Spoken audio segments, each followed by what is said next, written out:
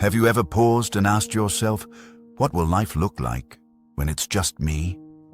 Not just a quiet evening, but a life where the only footsteps you hear are your own. No shared breakfast, no one calling your name from another room. For many, this moment comes silently, and when it arrives, it can feel overwhelming. But here's something you need to know. Being alone doesn't mean you've been left behind, and growing old alone doesn't mean you're done growing. There are 4 powerful habits that can transform solitude into strength. Habits grounded in truth and lived experience. Let's walk through them one by one. Number 1, create anchors in your day. When you live alone, time begins to lose its shape. Days blur, meals get skipped, mornings fade into afternoons without much notice.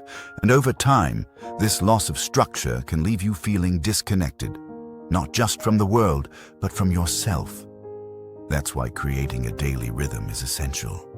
Wake up at the same time, make your bed, change your clothes, have a set time for meals, for rest, for a walk, or a moment of reflection. Even small routines can become powerful anchors. There's a woman named Margaret. After losing her partner, time became foggy. One day blended into the next. Then, her granddaughter gave her a notebook and told her to write down just 3 things she did each day. That small act brought her days back into focus. Routine isn't about staying busy.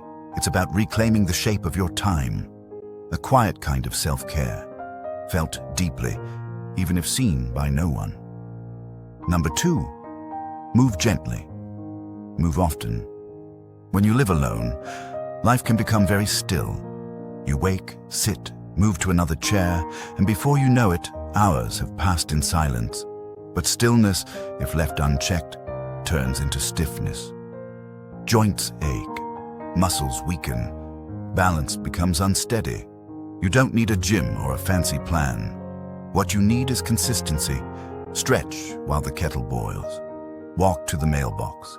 Stand up and sit down from your chair 10 times a day.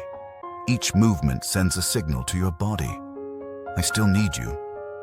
Luis, 79, spent his first year of retirement barely moving. Then his doctor challenged him, move every hour, even if it's just to the next room. His back pain eased. His mood lifted. He felt more awake, more alive. Movement protects more than your body. It guards your peace of mind.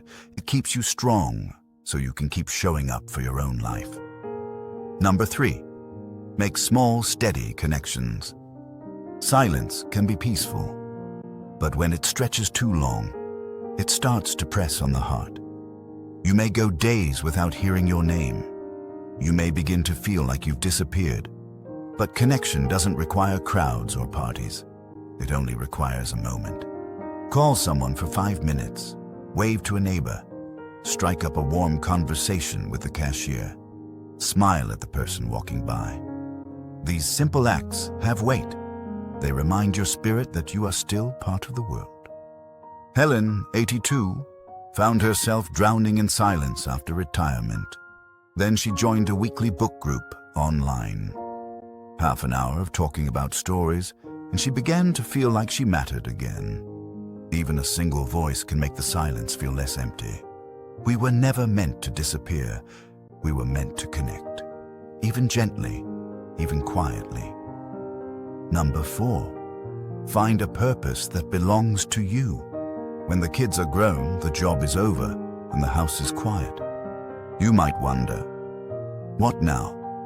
It's a question many older people ask, and the answer isn't always loud or obvious. Purpose doesn't have to be grand. It just has to be yours. Write your memories. Call a loved one each day. Grow a plant. Fix something old. Learn something new. Teach someone what you know. George, 85, found an old typewriter in his garage after his wife passed.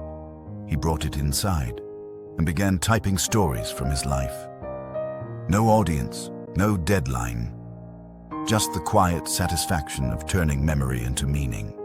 When you find a purpose, you give yourself a reason to rise, to move, to care. To keep going, not for anyone's approval, but because you know there's more of you to give.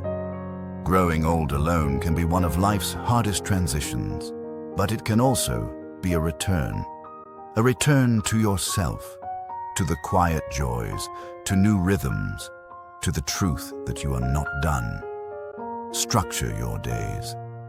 Keep your body moving, let connection reach you, even in passing, and find a reason, your reason, to wake up with care. You are still here, you still matter, and your life, even in solitude, can be rich with meaning.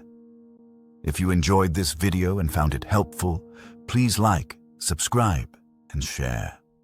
Your support helps us continue creating good content to inform and inspire you. Thanks for watching, and we look forward to seeing you in the next video.